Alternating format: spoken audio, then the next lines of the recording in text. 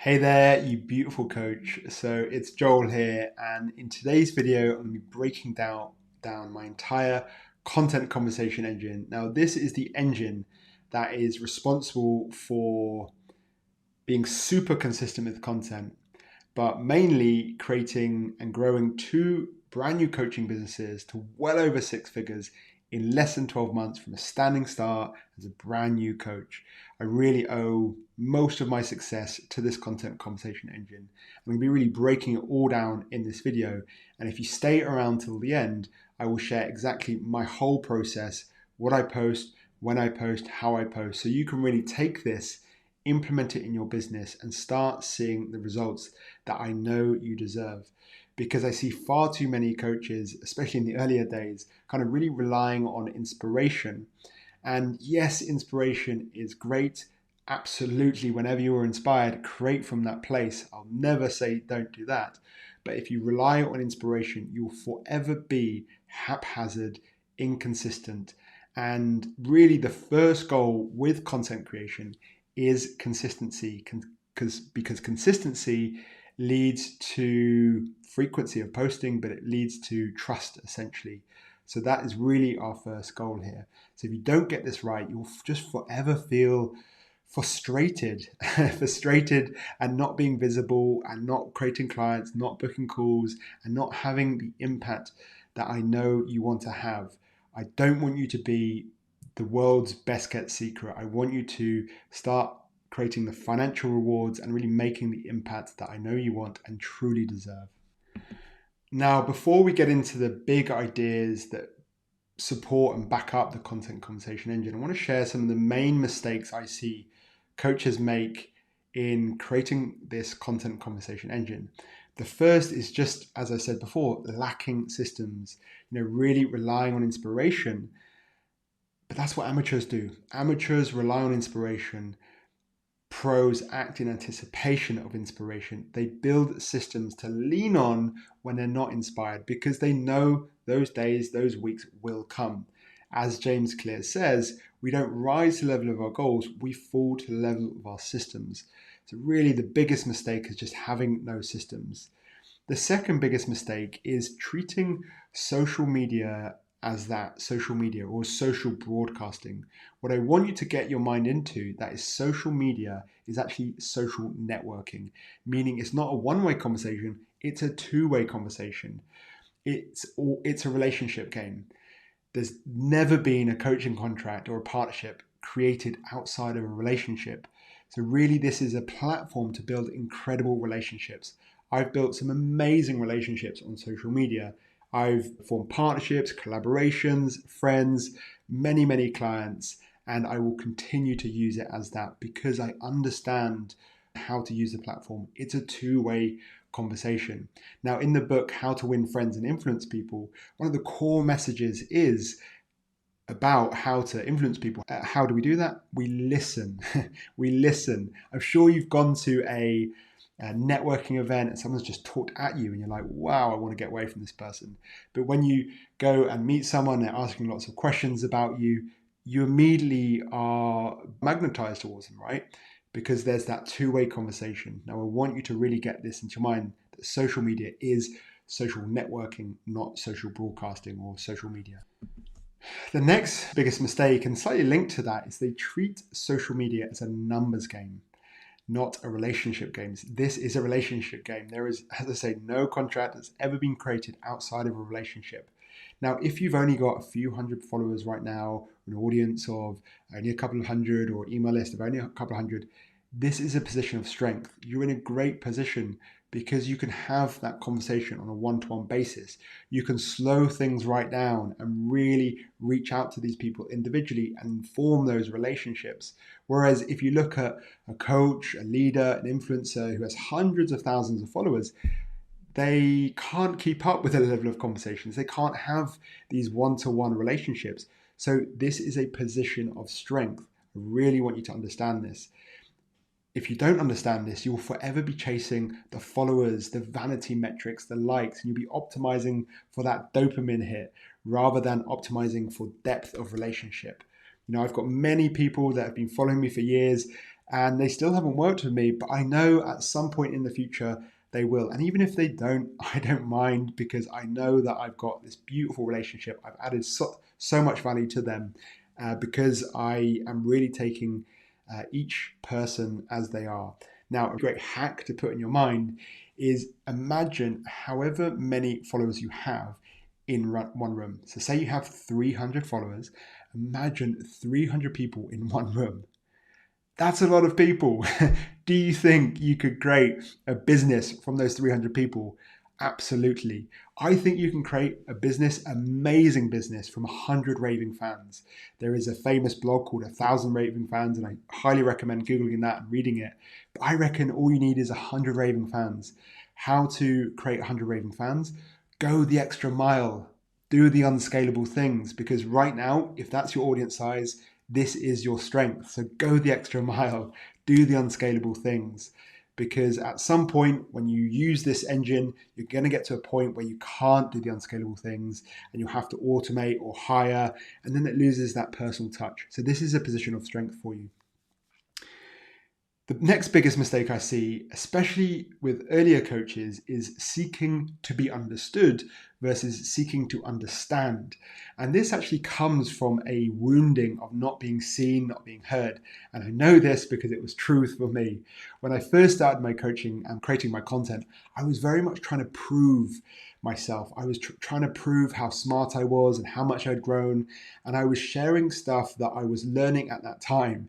So I was sharing things by Joe Dispenza and people that I was reading about, but I wasn't actually living, because I had this wound around not being enough and wanting to be validated. So the stuff that was ingrained in me that I was actually living didn't seem like enough. So I was focused on the stuff that I was learning. Now, because of that, I was actually repelling people that I did want to work with, because I was speaking at a level that didn't resonate with them. I was speaking at a level where the people I was speaking to were actually looking at the likes of Joe Dispenza and looking at them. They were never going to hire me to apply this stuff around quantum physics and quantum leaping and manifestation and all that beautiful stuff, because I wasn't living it. I wasn't the Joe Dispenza, but there was stuff in me that my previous version of myself certainly would have listened to. And I forgot about that because I had this I'm not enough, seeking to be validated wound. Now, when I drew awareness to this, I did the opposite. I flipped it around and I sought to understand. I went and spoke to my ideal customer and really understood their language. And at first I was like, oh, well, this stuff feels so easy. Morning routines and habits and discipline, all this stuff seemed so easy to me, but it was what my audience wanted. Now I put my agenda to the side and just acted in service. I dedicated myself in service, and I used my story, my learnings to really serve those people and speak their language. And once I did that, my business really changed and really took off. So I want you to get into your mind, seek to understand, not to be understood. You will notice with your content, when you're creating from a place of seeking to be understood, it will kind of feel like you're telling people. It's like you're the teacher, you're the guru, right? I want you to seek to understand. I want you to imagine yourself sitting side by side with these people, empathizing with these people, because marketing is empathy. I want you to imagine sitting side by side with your ideal clients and sort of rallying them along and speaking in their language, but around like we, us, I get it, I'm with you, but there is another way, but then also being that inspiration. So seek to understand, not to be understood. The next biggest mistake is simply just not enough. There are creators out there now that are literally pumping out 5, 10, 20, 50 pieces of content per platform. And if you're not narrow enough, you're competing with the likes of them with your one post per week. So the first goal is just consistency. It's actually creating more. It's that quantity, because really the first three goals are finding your voice, understanding what you enjoy, and also understanding what your clients enjoy and clients resonate with. And we'll be talking about that later. But your first goal is actually quantity. What stops you from creating that quantity is the mind, is perfectionism, optimistic denial, is rationalization, is excuses, basically resistance, right? We need to master that resistance, and we need to get used to just creating and shipping, even though it feels messy, and just knowing that the first goal is quantity.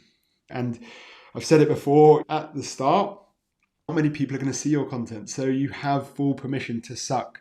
My first post, my first videos sucked, and they kind of still do sometimes, but I'm okay with sucking because I know it's the price I have to pay to get to where I want to. So the first goal is actually just quantity. If you're not creating daily pieces of content, I would really encourage you to make that absolute minimum daily standard. The next biggest mistake is just no ask, or if they do ask, it's the wrong ask. So we'll be talking about this later on, about how to ask and the right cadence of asking. And then finally, I see a lot of coaches making this mistake, is that they are a vitamin, not a painkiller, i.e. they're a nice to have, not a must have. And I really want you to become a must have. And the way to think about it is, much like Maslow's hierarchy of needs, your audience have a hierarchy of needs. So on the bottom, we have survival needs.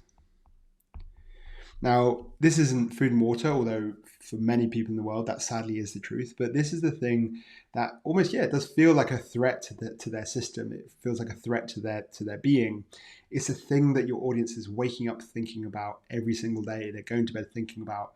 Now, for my first coaching business, high-performing men, they were just frustrated their lack of performance. Their aspiration was high-performing men. They had this picture of themselves wanting to be a high-performing man, but they just weren't. They were inconsistent, they were ill-disciplined, and they just weren't taking big action, and they were forever feeling frustrated at themselves. Now, I knew that person very, very well because I was that person, and it did feel like a threat to their being when they saw other people promoted and getting the job, getting the pay rise, and they were just forever like, and that was very much a survival need for them. Now, the next level is thrive. So these are wants essentially. This is like a need. And then on top is dream. And this is kind of a nice to have, right? Now, a mistake I see a lot of coaches making is actually speaking at this level, this dream level. And that comes from what I was talking about earlier, seeking to be understood. Speaking at their level, the level they're at is a nice to have for people who are early on in the stage, talking about fulfillment and purpose. Yes, that is ultimately what we all want, right? But for people that are frustrated day to day, it's a nice to have. It's like a one day. And if we think about the timing of this is a now, this is a later, this is a one day. And if we think about it on the sort of the vitamin, this is a painkiller. Sorry for my writing. This is vitamin. This is, say, like a biohacking. Think about if you had a banging headache, like really bad headache, but you could move. It wasn't a migraine, and it was raining outside, and the shop was 10 minutes away. Would you walk in the rain for 10 minutes to go and get vitamin C? Unlikely. Would you walk in the rain to go get an ice bath or oxygen chamber?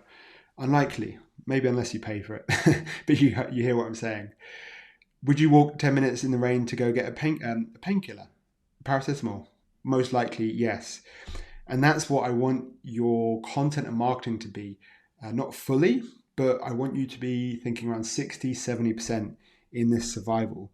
And when you start doing that, you become a must-have rather than a one day, rather than a nice to have.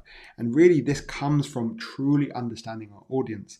Now, it's called a content and conversation engine because we use our content to generate conversations and our conversations to generate content. But we're using this for data to really understand what these survival needs are. And we'll talk about that more in a bit. But firstly, really imprint that into your mind. And I want you to aim to be a must-have, a painkiller, rather than a nice-to-have. So there are 5 big ideas that really support and back up the content conversation engine before we get into nitty-gritty of the tactical stuff.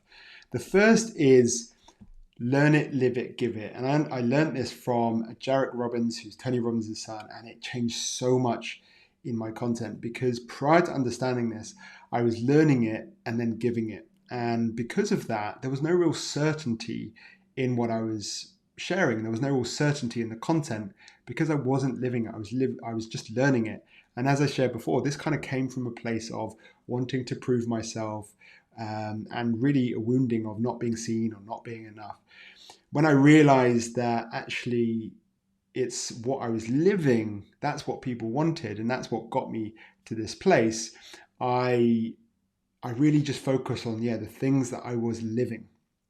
And when I started creating from that place, my content, my engagement massively took off because my audience could sense that congruence, they could sense that authenticity. And I see far too many coaches not living the transformation of coaching.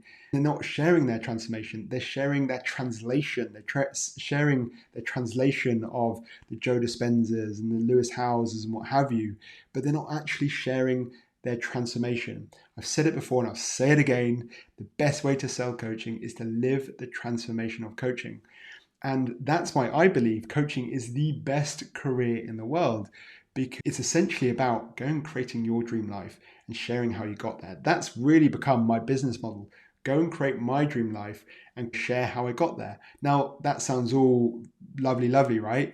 But actually, to go and live your dream life, it takes a lot. For me to live my dream life, it takes discipline, it takes consistency, it takes understanding my mind, it takes feeling all my emotions, emotional release, inner child work, shadow work, all of this stuff, learning to trust the universe, all of this stuff is required to live my dream life. Very much living my dream life now.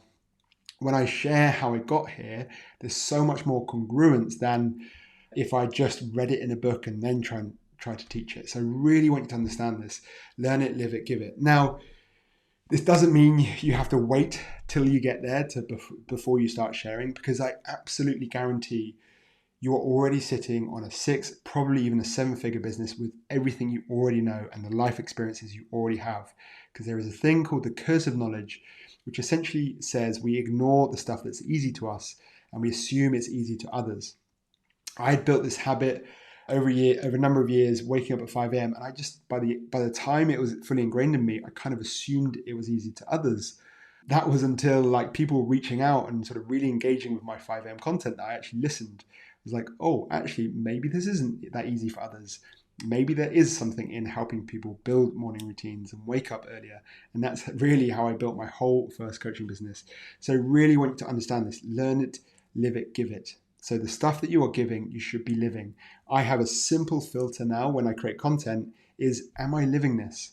So learn it, live it, give it. Big one. The next is be a scientist. Be a scientist. Now, this is such an important mindset with your content creation. Now, you all have your unique framework for success. And if you don't, there'll be some training below this that will help you create your unique framework for success.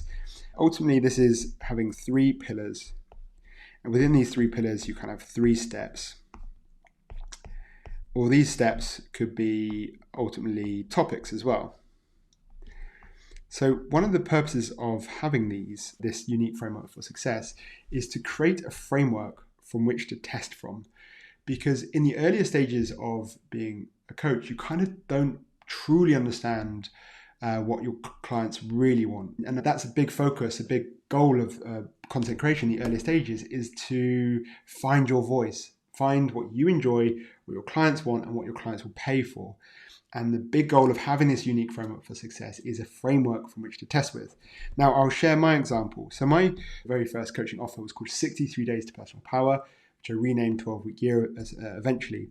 And my 3 pillars were, this was, I think, self-awareness, this was motivation, this was consistency. They had way better names than that. And within each of those, there was kind of 3 steps to build this self-awareness, to build the motivation, to build effortless consistency. And there was 3 steps for each. There was 9 steps in total, or 9 topics in total. Now, I used this to essentially generate my content ideas. So every week, I would essentially create loads of content on this, next week on that, next week on that. And a big reason why I was doing this was just to really understand what my audience resonated with, what they wanted, and what they would pay for. And there was one week where, I think it was down here, I created some content all around consistency. And one of the posts was around my morning routine, my 5 a.m. morning routine. And this post took off on LinkedIn. It went over to like 70,000 impressions. I got loads of followers, loads of engagement. I actually created a load of clients from that. So I was like, this is interesting. Let's lean into this. So for the next few weeks, all I did was create content around my 5 a.m. morning routine. And the more I did it, the more my audience resonated. I then used that to create like a front end product, which was my 5 a.m. club. And I then got 250 clients for my 5 a.m. club, which became kind of my Trojan horse. So I kind of took this and I doubled down on this. And then that became my front end product, which then eventually led into this. And a big goal of creating this unique framework for success is to build this framework from which to test with, and then to really understand what is it that your audience really resonates with. And we double down on that, we focus on that, we wring it out, and we make that our front end product, and we make that the lead thing. The next big idea is wring it out. And this is something a mentor said to me like 7 or 8 years ago. He said, Joel, wring it out, wring it out. What I took from that is once you find something that works, wring it out. And we just don't wring it out.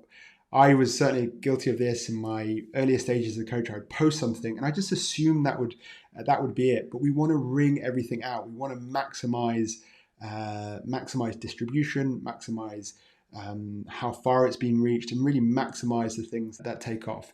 So what this means is firstly looking at our data and seeing what our audience engages with the most, and then doubling down on that and testing different angles we can approach the same idea. There's that quote by Bruce Lee, says, I don't fear a man who learns 1,000 kicks. I fear a man who learns one kick 1,000 times. And the same kind of rule applies here, is if you find an idea that really resonates, take that idea and apply many, many different angles from it.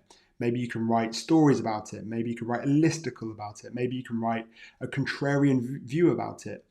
But take one idea from data, seeing what your audience engage with and what has that highest engagement, taking that one idea and wringing it out and applying or coming at it from all different strategies and all different sides. So that's one way to wring it out. The second way is with whenever you create long form content, that long form content can become many pieces.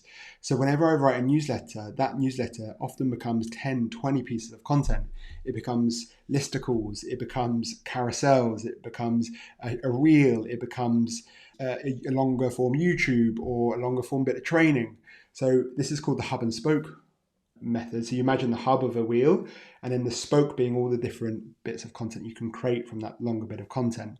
Again, we're taking one thing and we're wringing it out. And the final way to wring it out is taking your client content and distributing it as content to attract potential clients.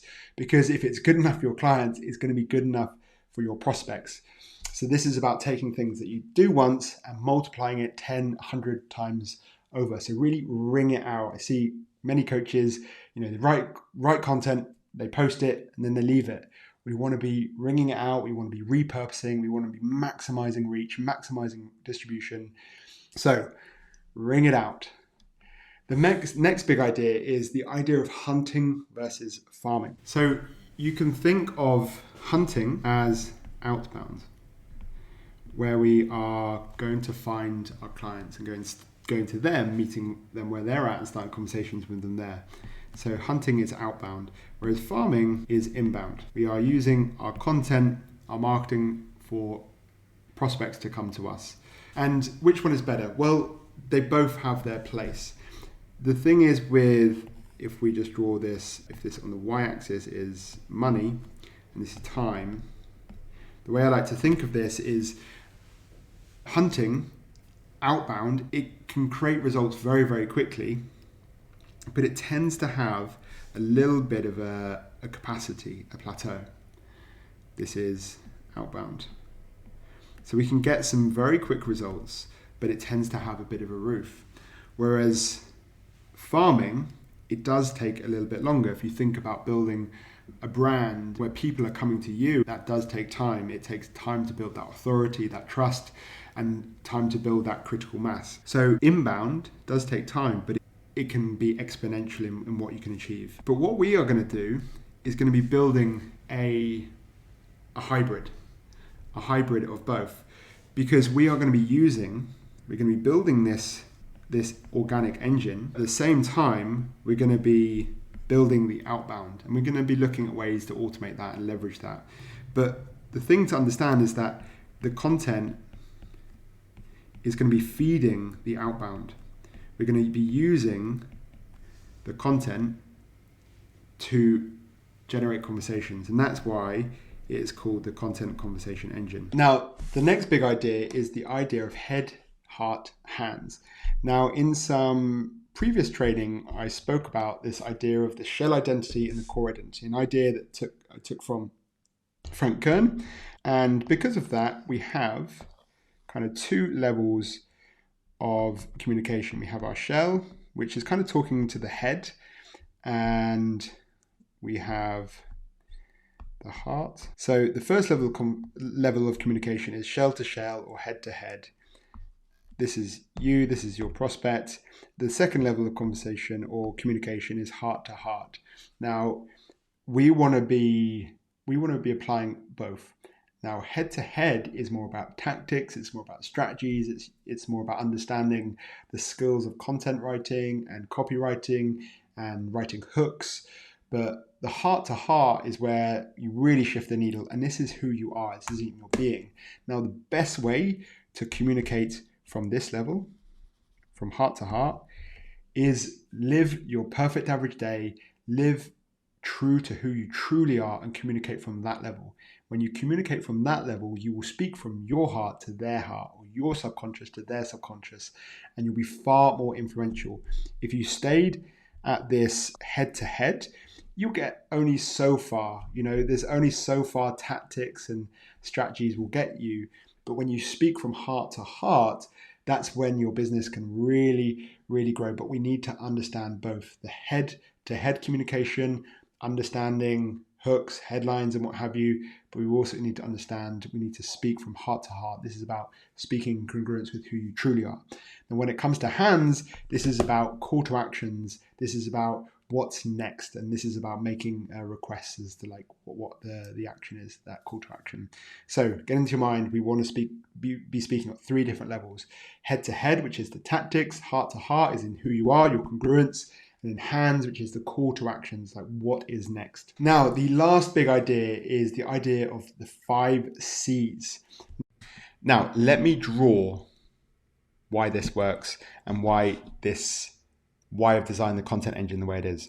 So the first thing to note is that your clients are on a journey of awareness.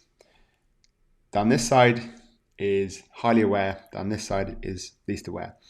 And the more aware you are, the smaller the audience. So the market size does the opposite. It kind of gets bigger this side, it's like 10 this side, and down to 1 this side. So there's more unaware people in the world than there is aware people in the world. I mean, it doesn't take much to see that. That's the first thing to know, is that your clients, prospects, are on this journey of awareness. The first stage, the first bucket of people is unaware. And this is the biggest bucket by far.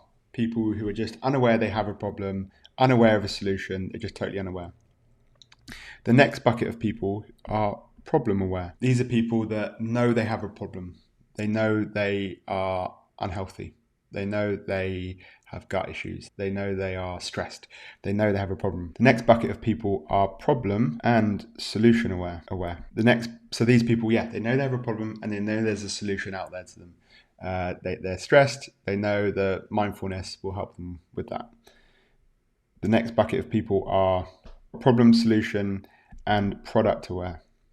They know there are products out there that will help them with their problem and solution. And then the final bucket is people who are most aware. These are people who even know about you and your product. And as I said before, the size of the audience down here is much, much smaller than down here. Now, I don't know the exact numbers, but I think this is 50%. This is kind of 3%. 17% maybe. What does that leave that? 30%. Now, if you look at most coaches' websites, for example, and even content to some degree, they are really only just speaking to these people here. Because you go onto their website and it's straight away book an enrollment call with me, book an exploratory call with you. Now, if you're someone who's unaware or problem aware, to go from that into booking an hour-long, 45-minute enrollment call or exploratory call is a lot of risk. Whereas if it was to download a freebie on the 5 challenges all mums face, for example, that's far less risk. But most people just appeal down this end. Their call to actions are book a call with me, and that's a lot of risk. So when you're further down this end, you're willing to take a bigger risk. If you're down this end, the risk that you're willing to take is going to be far lower. Now, the thing to understand here is that the type of content we need to create needs to appeal to everyone on this whole field of awareness. Because if we just create content down here, we're just going to be appealing to the 3%.